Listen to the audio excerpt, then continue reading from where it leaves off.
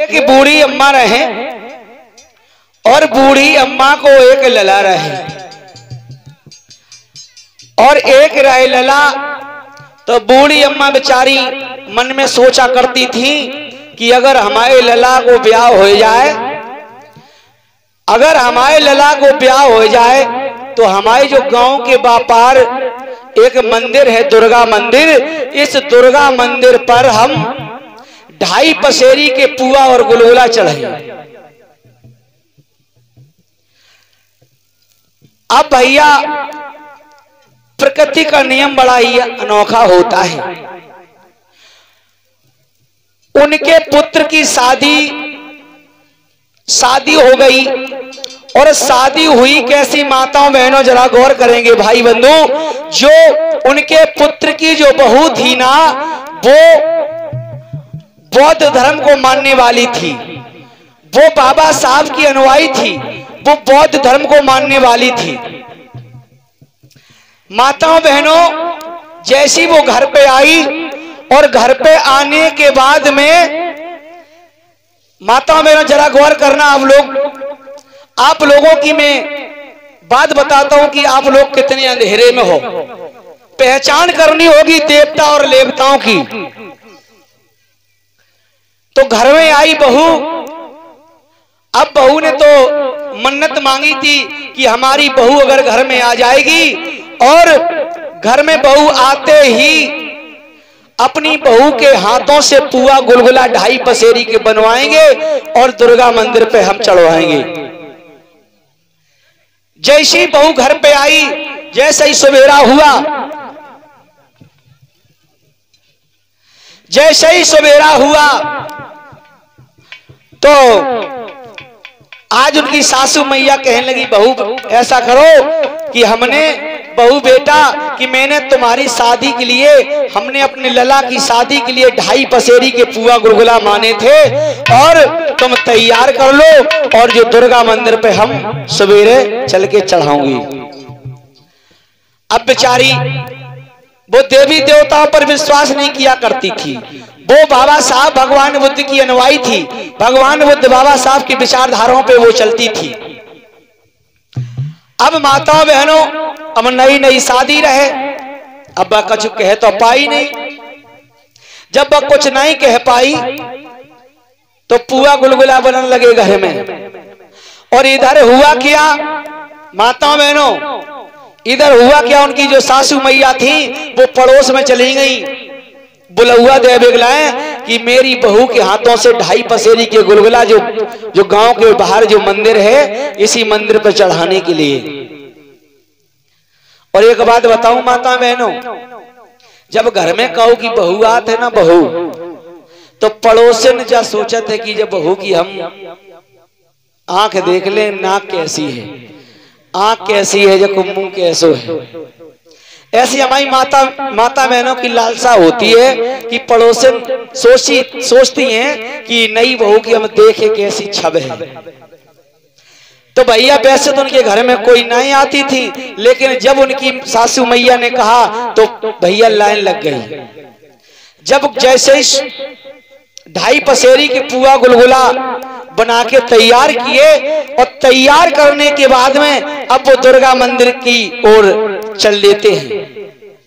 अब वो माताएं बहनें जितनी थी टोला मोहल्ला की, वो दुर्गा मंदिर की ओर चल देती हैं। और गीत अमित भैया गीत कौन गाती चले जा रहे हैं। माताओं बहनों जरा गौर करना, मैं अपनी बात नहीं बता रहा हूं, तुम्हारी बात बता रहा हूं कि तुम कितने अंधेरे में हो, कितने तुम अंधेरे में हो।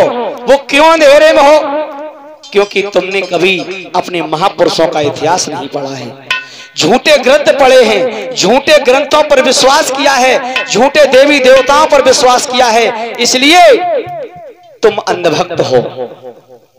जैसी ये नई बहू रहे बेचारी और धरो 2.5 पसेरी को पुआ गुलगुला को टुकना सर पे और चल देती हैं। और टोला मोहल्ला की गीत कौन सी गा चली जा रही है, हमारी माताएं मैंने गाया करती हैं कि मनायाऊंगी परिक्रमा दे के अम्मा को मनायाऊंगी।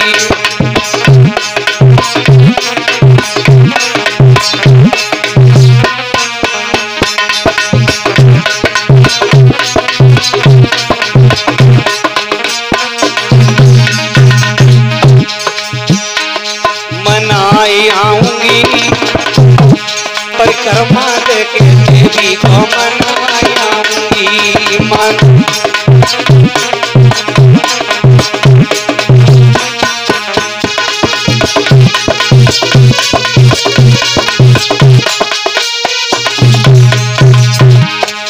और कैसे गीत गा चले जा रही है, सुनो। सोने के लोटा गंगा जल पानी,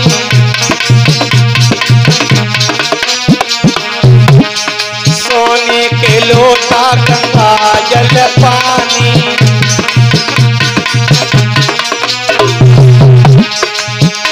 फैलाए आऊंगी परमा देते माँ को मनाए आऊंगी।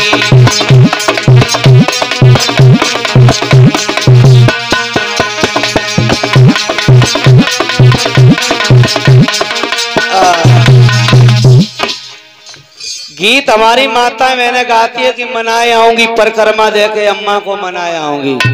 सोने के लोटा गंगा जल पानी। माता बहनों तुम लोग इतनी बैठी हो, तुम्हें अपनी अपनी अम्मा की कसम हो, सही बताइयो तुम कब सोने के लोटा और गंगा जल पानी लेके देवी मंदिर चढ़ाने गई हो? गई हो? जब तुम देवी मैया के दरबार में कभी तुम न तो सोने को लोटा ले गई, न तो तुम गंगा जल पानी ले गई, फिर काहे तुम झूठो बकवास करा करती हो? लोटा नहीं है वो स्टीलों को, और पानी नहीं है वो तलैयों को। सोने का लोटा गंगा जल पानी। क्यों कहें मैया के द्वारे अंधेरा पुकारे आंखें दोनों सही है, क्योंकि मैया के द्वारे एक लंगड़ा पुकारे पाए तो सही है। वो क्यों कहती तुम्हारा दोष नहीं है माता बहनों, तुम्हारी ये की फूटी है, क्योंकि तुमने इतिहास को नहीं पढ़ा है, तुमने अपनी महापुरुषों को नहीं जाना है। जिस दिन तुम अपने महापुरुषों को जान लोगी उस दिन तुम ऐसे आडंबर पाखंडवाद को तुम दूर भगा देगी। मात शक्ति एक वो शक्ति है, लेकिन तुम अपनी शक्ति को तुमने पहचाना नहीं है। जिसने हमारी माता बहनों ने अपनी शक्ति को पहचान लिया उसका कल्याण हो गया। माता बहनों धीरे धीरे धीरे धीरे वो मंदिर के पास से पहुंच गई। वो माता बहनों जैसे ही मंदिर के पास पहुंची, सुनो, तो उन्होंने देखा है कि दो सिपाही खड़े हुए हैं, दो सिपाही, और दो सिपाही खड़े हुए हैं, दोनों के हाथों में भाला है। जो उनकी बहू आए, बहू कहने लगी कि अम्मा,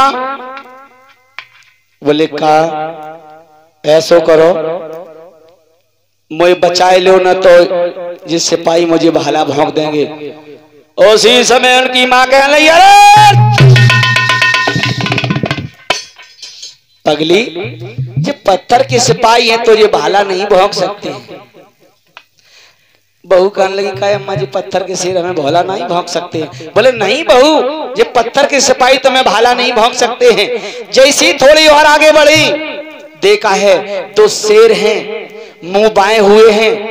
कहने लगी मां मुझे बचाओ, ये पत्थर के शेर मुझे खा लेंगे। अब तो भैया जितनी टोला मोहल्ला की रहे महिलाएं कहने लगी हैं, हाय पपुआ की बहू पगलिया है,